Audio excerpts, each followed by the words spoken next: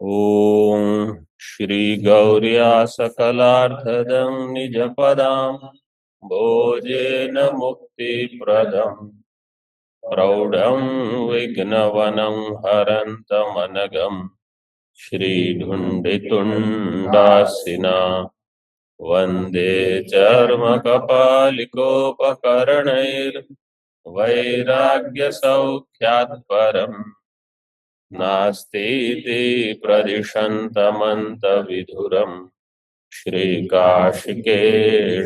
शिवम् शङ्करं शङ्कराचार्यं केशवं बादरायणं सूत्रभाष्यकृतौ वन्दे भगवन्तौ पुनः पुनः ईश्वरो गुरुरात्मेति मूर्तिभेदविभागिने व्योमवद्व्याप्तदेहाय दक्षिणामूर्तये नमः। ओम शांति शांति शांति।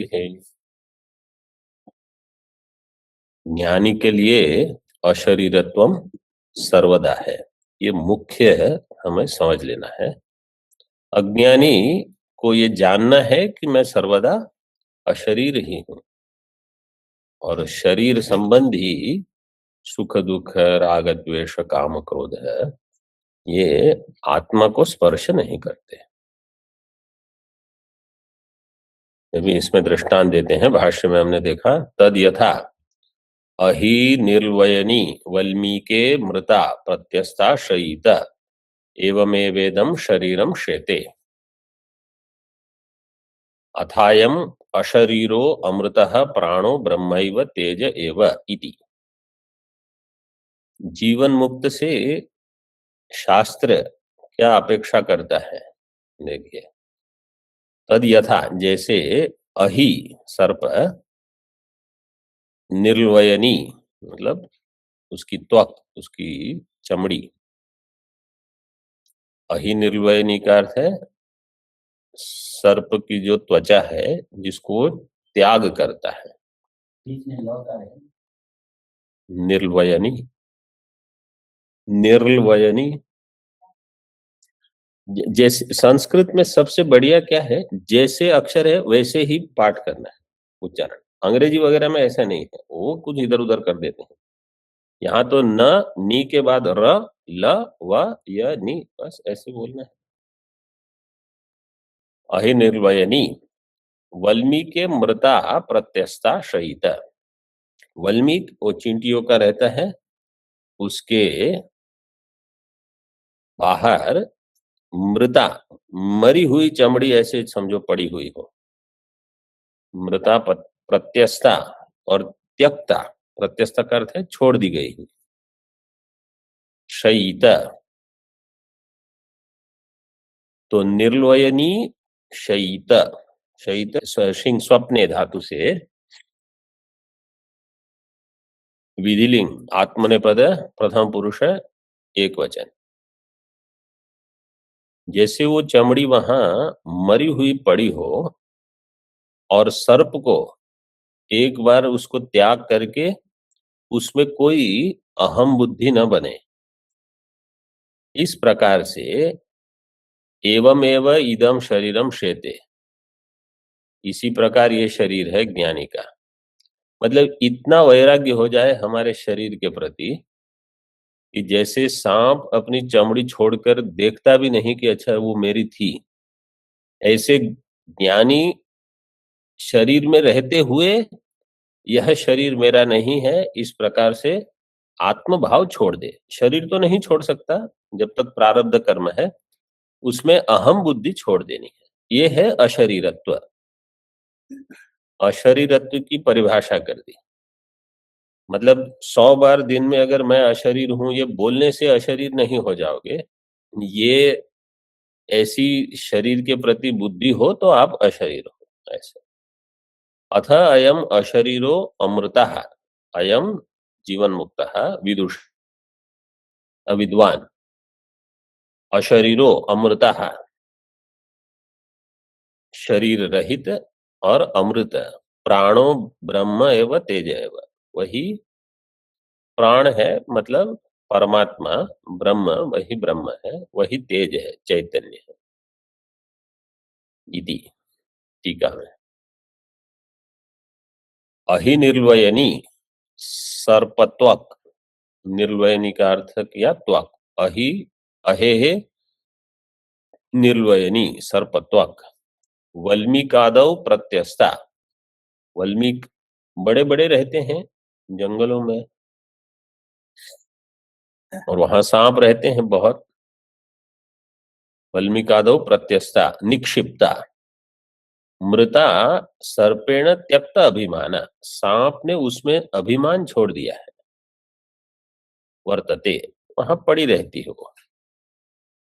एवमेव इदम विदुषा त्यक्ताभिमानम शरीरम तिष्ठति, इसी प्रकार ज्ञानी के द्वारा इस शरीर में अभिमान छूट गया है, वहां पड़ा है, प्रारब्ध पूरा अपने आप कर देगा।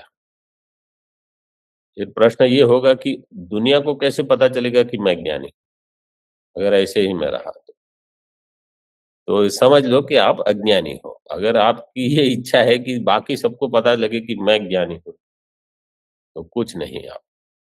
त्यक्ताभिमाना, त्यक्तम अभिमानम यस्याम त्वचि सा त्यक्ताभिमाना सर्पत्वक, त्यक्तम अभिमानम, त्यक्ताभिमाना का अहिर्निर्वयनी, अहिर्निर्वयनी के लिए वो विशेषण है। तो त्यक्तम अभिमानम यस्याम त्वचि सा त्यक्ताभिमाना वर्तते, एवमेव इदम विदुषा त्यक्ताभिमानम शरीरम, इसी प्रकार ज्ञानी के द्वारा ये शरीर कैसा है, त्यक्ताभिमानम, अभिमान का त्याग हुआ है। जिनके पाठ में, जिनके पुस्तक में त्यक्ताभिमानम में अनुस्वार नहीं है तो कर लीजिए।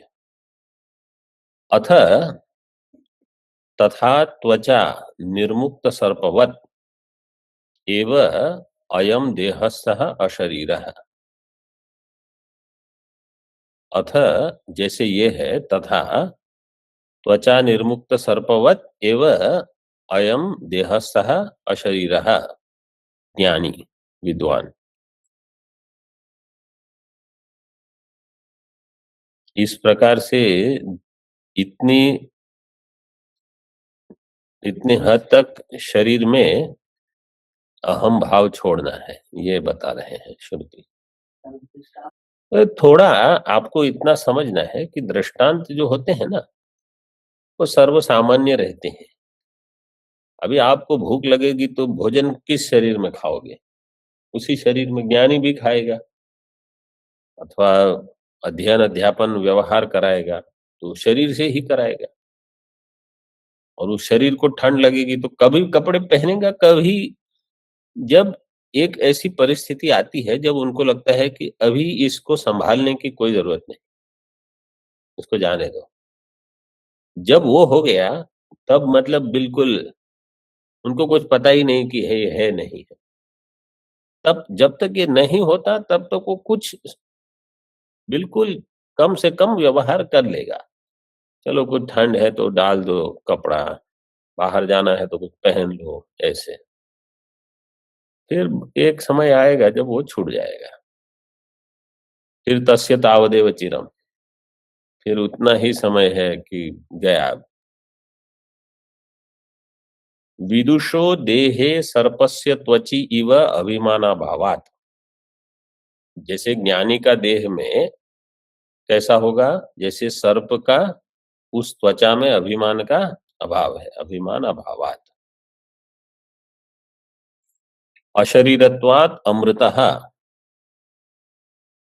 प्राणीति, प्राणीति इति प्राणो जीवन अपि ब्रह्मैव,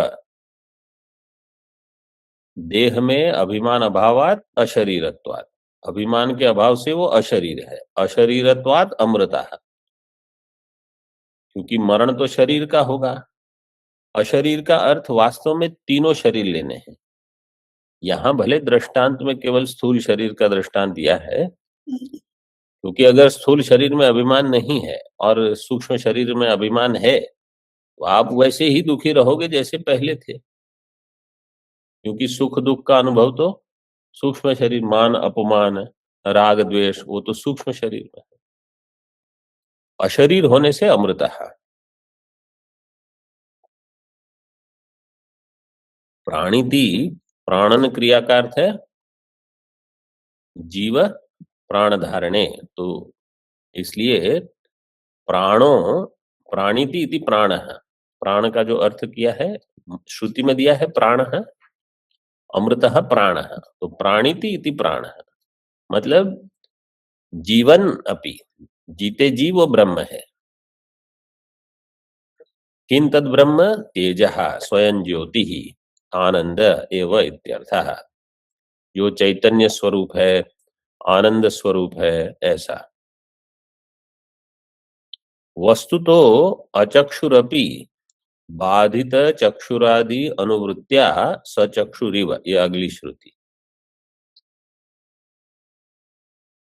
सचक्षुरचक्षुरिव सकर्णो अकर्णो इव सवागवागिव समना अमना इव सप्राणो प्राण इव इति च। तो इसको ऐसे पढ़िए, अचक्षु सचक्षुरिव, अकर्णः सकर्णो इव। अवाग मतलब उसका मूल स्वरूप क्या है, अचक्षु, लेकिन अभी कैसा है, सचक्षु जैसा लगता है आपको, वो है अकर्ण, लेकिन आपको सकर्ण दिख रहा लगता है आपको, अथवा आप अपने आप के लिए भी कह सकते हो कि मैं वास्तव में अचक्षु हूं, लेकिन अभी ऐसा मुझे लग रहा है कि मैं सचक्षु हूं, तो सचक्षुरिव, अकर्ण हूं लेकिन सकर्णो इव, ऐसे। तो अमना हूं मैं, अप्राणो ही अमना, देखिए दोनों दे दिए यहाँ, अमना और अप्राण, लेकिन समना इव सप्राण इव, ऐसा मुझे लगता है अपने बारे में अथवा ज्ञानी के बारे में। टीका में वस्तु तो अचक्षुरपि बाधित चक्षुरादि अनुवृत्त्या सचक्षुरिव इत्यादि योज्य। वस्तुतः अचक्षु है, लेकिन बाधित चक्षुरादि अनुवृत्ति, बाधित कब होंगे, ज्ञान के बाद, ज्ञान से बाद होगा। ज्ञान क्या होगा कि वास्तव में ब्रह्म एकमात्र है, उसमें ये चक्षु, पाद, पाणी, कर्ण, ये सब भास रहे हैं। सर्वतः पाणिपादम तत् सर्वतो शिशिरो मुखम, हाँ वो ऐसे ही है, नहीं होने पर भी भासते हैं बाधित अनुवृत्ति से, इति योज्यम। आगे भाष्य में स्मृतिरपि, आगे क्या दिया है, स्थित प्रज्ञस्य का भाषा इत्याद्या स्थित प्रज्ञ लक्षणा अन्याचक्षाणा विदुषा विदुष सर्व प्रवृत्ति संबंधम दर्शयति, स्मृतिरपि दर्शयति। स्मृति भी ब्रह्मविद को विषय करती है, जैसे श्रुतियों को बताया वो भी ब्रह्मज्ञानी को विषय करती है, स्मृति भी। स्थित प्रज्ञ से का भाषा, स्थित प्रज्ञ को कैसे परिभाषित करोगे, उसका लक्षण क्या है, इत्यादि स्थित प्रज्ञ लक्षणानि आचक्षाणा, स्थित प्रज्ञ के लक्षणों को बताती हुई, दर्शाती हुई, आचक्षाणा उसकी व्याख्या करती हुई। विदुषः सर्व प्रवृत्ति असंबंधम, देखो स्थित प्रज्ञ लक्षण सभी प्रवृत्ति का असंबंध बताते हैं। उस वहां श्लोक पढ़ के नहीं समझ में आएगा, लेकिन यहाँ भाष्यकार ने दे दिया कि उस क्या बताते हैं, स्थित प्रज्ञ का वास्तव में किसी के साथ संबंध नहीं। स्थित प्रज्ञ का अर्थ ये नहीं है कि वो एक व्यक्ति विशेष है जो कुछ कर रहा है, स्थित प्रज्ञ का वास्तव अर्थ है वो ब्रह्म है, उसकी समझ है कि मैं ब्रह्म हूं, इसलिए किसी प्रवृत्ति से संबंध नहीं है। वो जो कर रहे हैं ऐसा दिख रहा है, वो बाह्य प्रवृत्ति जो है कुछ अभिमान मान के ऐसा लगता है, वो बाधित अनुवृत्ति है। आगे भाष्य में तस्मात् नावगत ब्रह्मात्म भावस्य यथा पूर्वम संसारित्वम। पूर्व पक्ष ने कहा था कि ये वेदांत पढ़ने के बाद भी संसारी है। बोले जिनको ज्ञान हो गया उनके लिए यथा पूर्वम संसारित्वम न, जिनको ज्ञान नहीं हुआ है वो अगली पंक्ति में दिया है, पहले इसको समझ लीजिए। अवगत ब्रह्मात्म भावो कैसे समास करेंगे? अवगत ब्रह्मात्म भावो ये न सह अवगत ब्रह्मात्म भाव तस्य यथा पूर्वम संसारित्वम न। और जिसको ये नहीं हुआ है, यस्य तु यथा पूर्वम संसारित्वम, जो पहले के जैसे ही संसारी हैं सभी विषय में सभी जगह, तो उसके लिए क्या है? न असौ अवगत ब्रह्मात्म भावः इति अनवद्यम। असौ अवगत ब्रह्मात्म भाव न, इनको समझ में नहीं आया है अभी कुछ। अनवद्यम, अनवद्यम निर्दुष्टम, अस्तोभम अनवद्यम च। पूर्वार्ध क्या है? अल्पाक्षरम असंदिग्धम सारवत सारवत् विश्वतोमुखम अस्तोभम अनवद्यं च सूत्रम सूत्रविदो विदु। ठीक है, देखिए ब्रह्मात्म ज्ञानात मुक्ति लाभात सिद्धम वेदांतानाम प्रामाण्यम।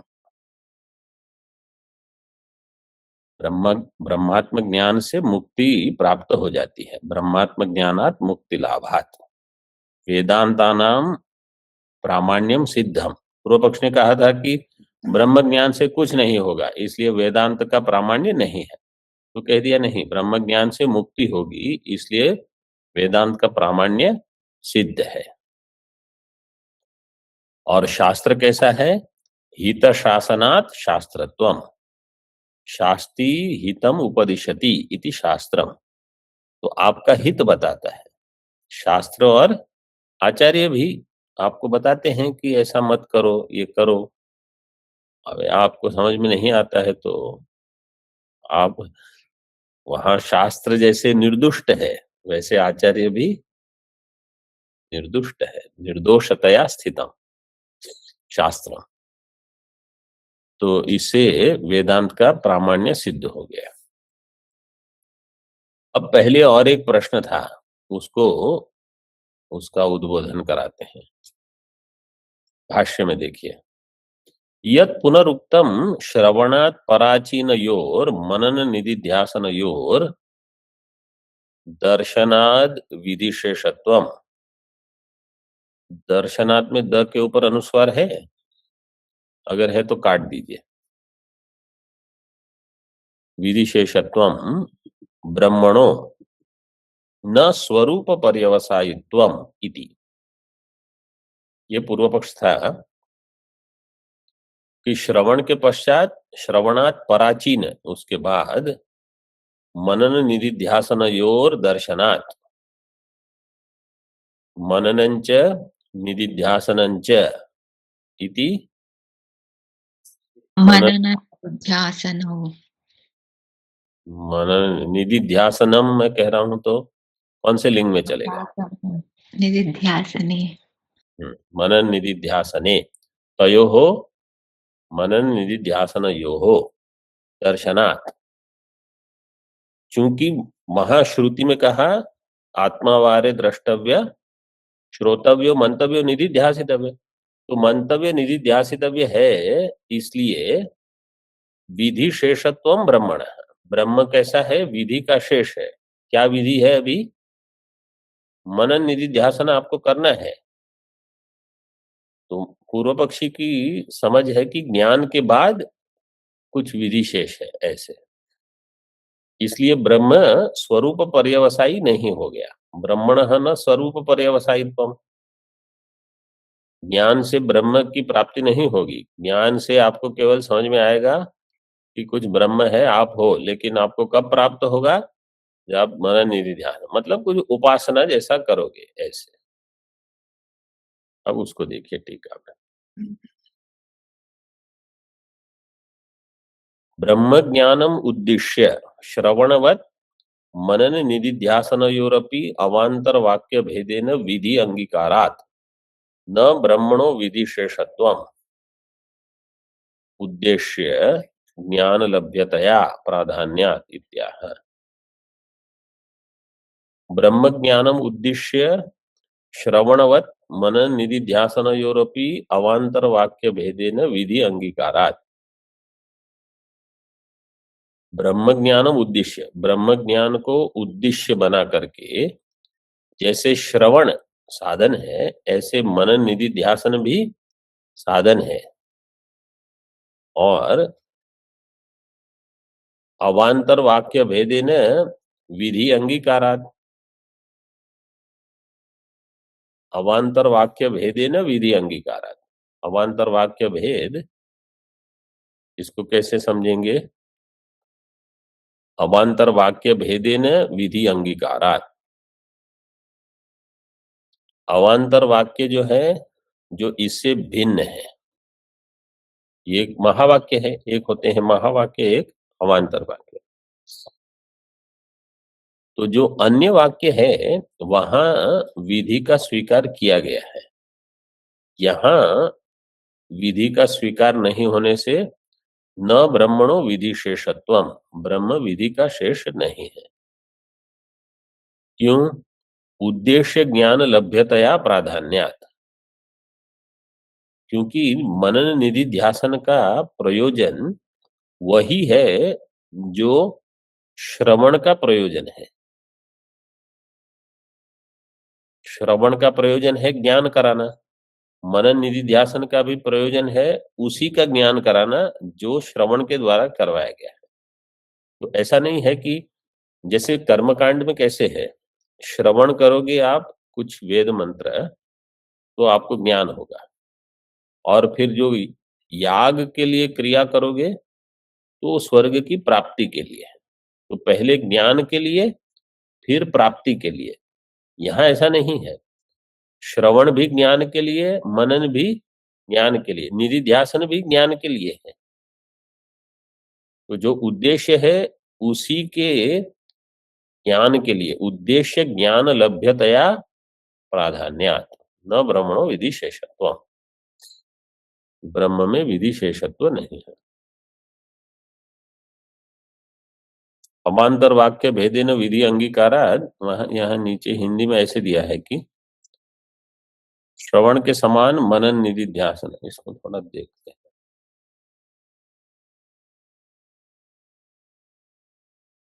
अवांतर वाक्य भेदेन का अर्थ है मंतव्यो निधिध्यासितव्य इति अवांतर वाक्य भेदेन, आत्मावारे द्रष्टव्य इत्यादिकम अत्र महावाक्य। देखो ये ऐसे कर दिया है, एक ही वाक्य में, ये पूर्णानंदी टीका में ऐसे, आत्मावारे द्रष्टव्य इसको महावाक्य लेके, मंतव्य निधिध्यासितव्य इसको अवांतर वाक्य भेद लेकर, ब्रह्मात्म विषयक शाब्द ज्ञाने करणत्वेन वेदांत रूप शब्दस्य प्राधान्यम तद गोचरत्वेन श्रवण ज्ञान करणम सत प्रधानम इत्यर्थः। ब्रह्मात्म विषयक शब्द ज्ञान में करण रूप से वेदांत का जो शब्द है वो प्रधान है। श्रवण में वेदांत प्रमाण करण रूप से उपलब्ध है ऐसे। और मनन निधि ध्यासन आगे। तो ब्रह्म विधि का शेष नहीं है, अवांतर वाक्य भेदेन विधि अंगीकारात, अवांतर वाक्य मनन निधि ध्यासन को लेकर अगर विधि का अंगीकार आप करते हो तो वो विधि कैसी होगी आगे बताएंगे। जैसे नियम विधि कहते हैं, अपूर्व विधि नहीं होगी, नियम विधि। इत्याह न इति भाष्य में वहां न, उसके बदले तन न, इस प्रकार से भी दिया है कहीं कहीं आपके इसमें। हाँ, टिप्पणी में दिया महाराज ने बनवाया, तो तन न कर सकते हो, क्योंकि वहां देखो भाष्य में आरंभ कैसे होता है, यत पुनरुक्तम, तो उत्तर में होगा तन्न, क्योंकि यत यत तदोह नित्यत्वम। श्रवणवत तद अवगत्यर्थत्वात् मनन निधिध्यासनयो। श्रवण का प्रयोजन है ब्रह्म का ज्ञान, ब्रह्म की अवगति, तो मनन निधिध्यासन का भी प्रयोजन ब्रह्म की अवगति ही है, इसलिए वहां कोई विधि शेषत्व नहीं।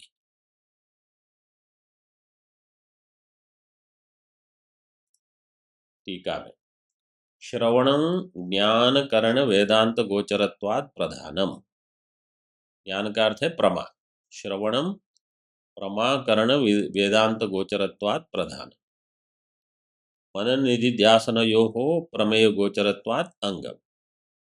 ये पहले हमने देख लिया है, श्रवण है अंगी, मनन निधिध्यासन अंग। श्रवण किस लिए है, प्रमा का करण है, और मनन निधिध्यासन प्रमेय गोचर, मनन निधिध्यासनयोः प्रमेय गोचरत्वम, उसी प्रमेय को विषय करते हैं, इसलिए अंगत्व। एक प्रश्न आया था पहले, प्रश्न था कि ब्रह्माकार वृत्ति अविद्या में होती है,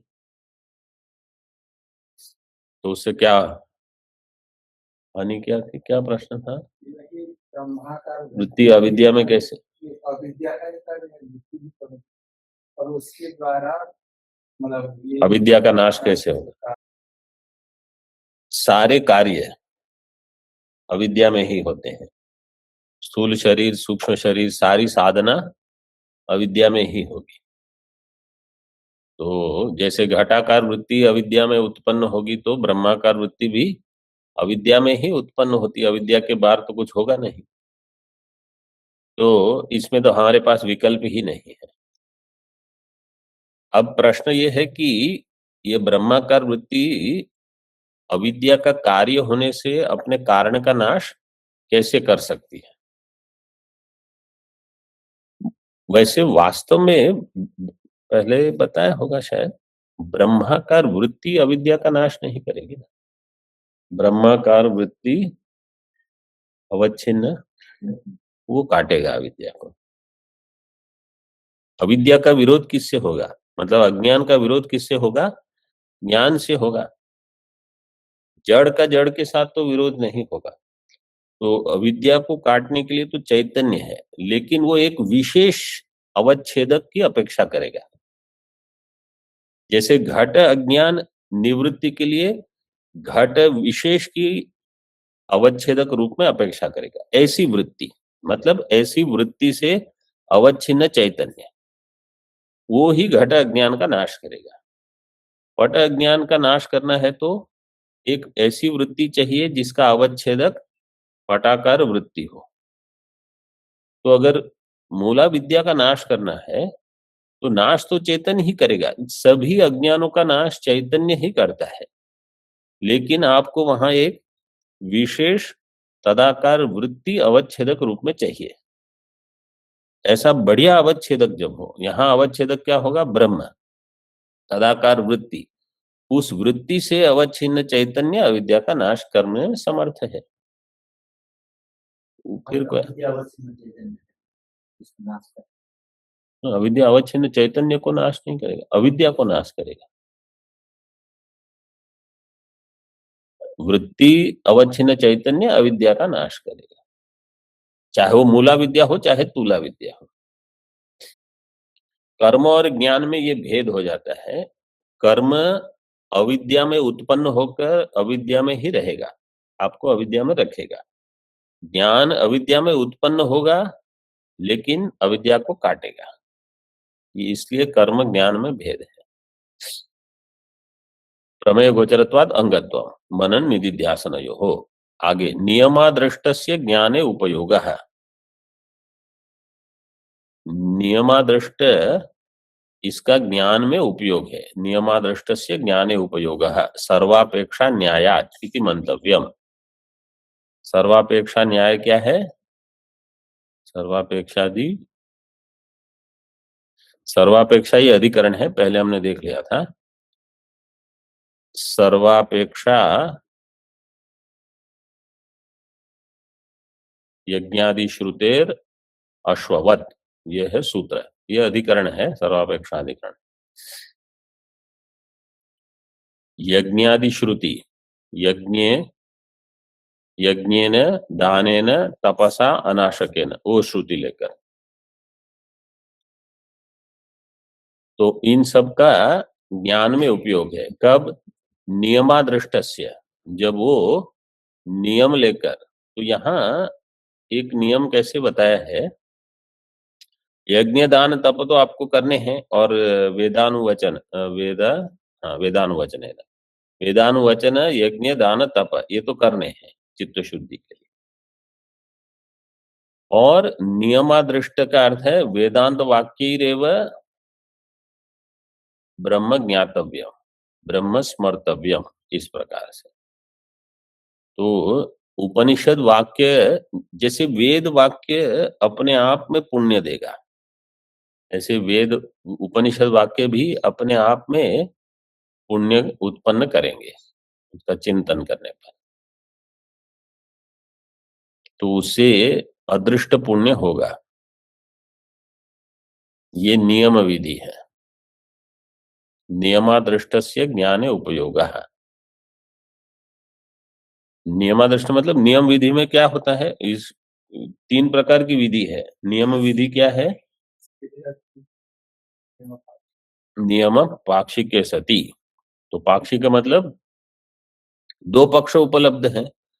आप नख विदलन से कर सकते हो, तुषा विमोचनम, अथवा अन्य प्रकार से भी कर सकते हो। तो अवहनम कहा कि ऐसे ही करना है, अन्य प्रकार से नहीं। ऐसे ज्ञान भी अन्य अन्य प्रकार से हो सकता है। अगर पुण्य आवश्यक है तो बोले इसी वेदांत उपनिषद को लेकर आपको अध्ययन करना है ऐसे। और कर्म आदि यज्ञ वगैरह जो करते हैं उन सब का भी उपयोग हो जाएगा पुण्य के प्राप्ति के लिए, जिससे चित्त शुद्धि में सहायता होगी। श्रोतव्य नियम विधि, नियम विधि से जन्य जो अदृष्ट है उसी से श्रवण कीजिए। मतलब वेदांत वाक्य जो है, उपनिषद के वाक्य, इसी से श्रवण करने से लाभ होगा, मतलब इससे पुण्य की प्राप्ति होगी।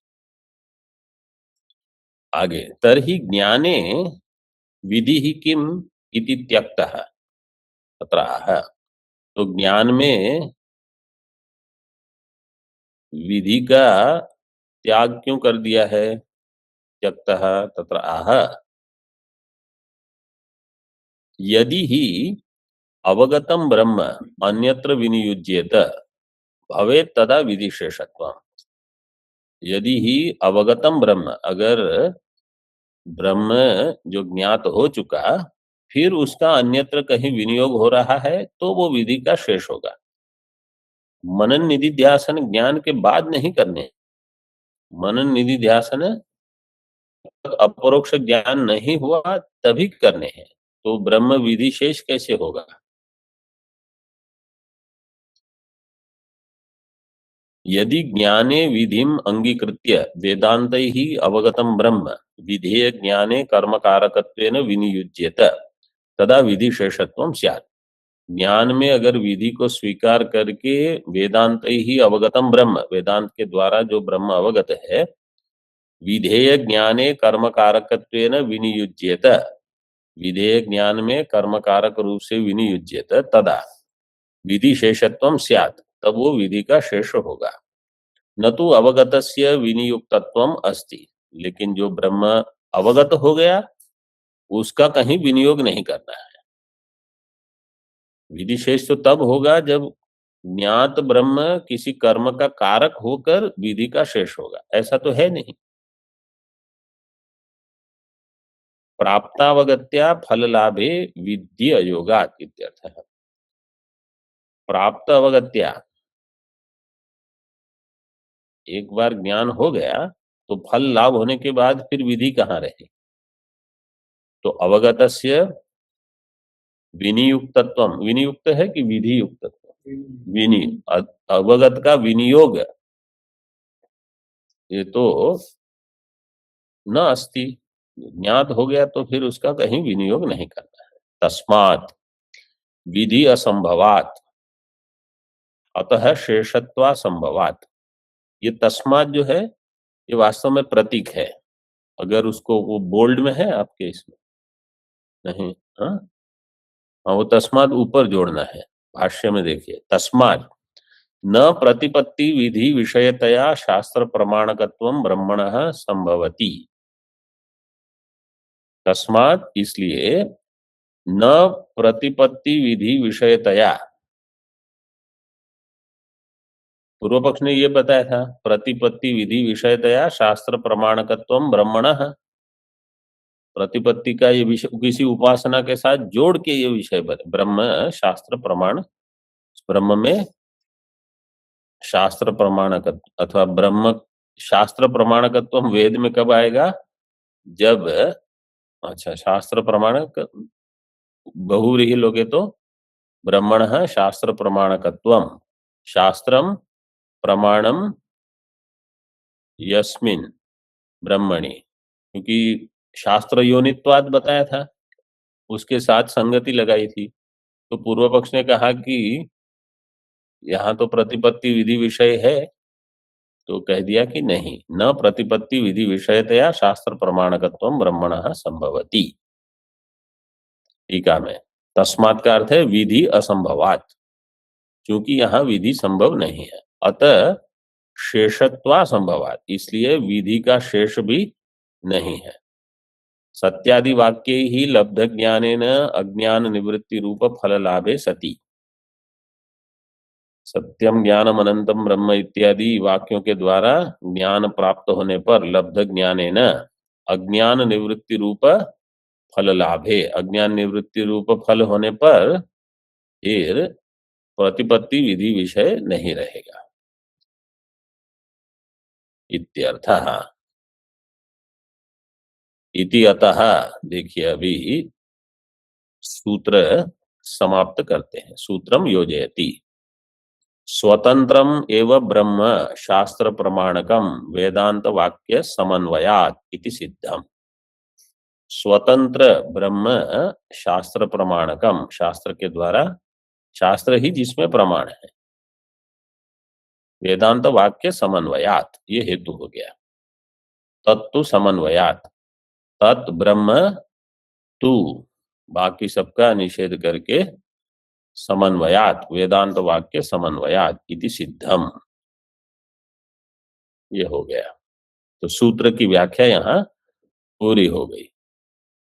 अब और एक पूर्व पक्ष है, वो उसका समाधान कर देंगे अगले पाठ में। एवं च सती से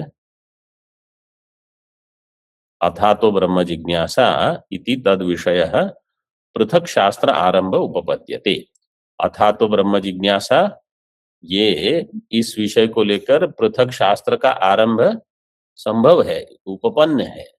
आप ये नहीं कह सकते कि अथा तो धर्म जिज्ञासा में वेद का विचार हो चुका है, फिर अलग से ब्रह्म जिज्ञासा करने के लिए उसका एक पूरा शास्त्र निर्माण, इसकी क्या आवश्यकता है। तो ये संभव है, पृथक शास्त्र आरंभ उपपद्यते।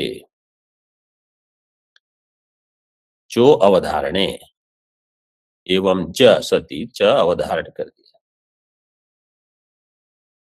उक्तरीत्या ब्रह्मणः स्वातंत्र्य सती एव भगवतो व्यासस्य पृथक शास्त्र कृति ही युक्ता धर्म विलक्षण प्रमेय लाभात। इस प्रकार से ब्रह्म का स्वतंत्र एक शास्त्र जो भगवान वेद व्यास के द्वारा कृत है, प्रणीत है, वो युक्त है, क्योंकि ये धर्म से विलक्षण प्रमेय का लाभ करवाता है। ब्रह्म जो कि धर्म से विलक्षण प्रमेय है, तस्य लाभात्।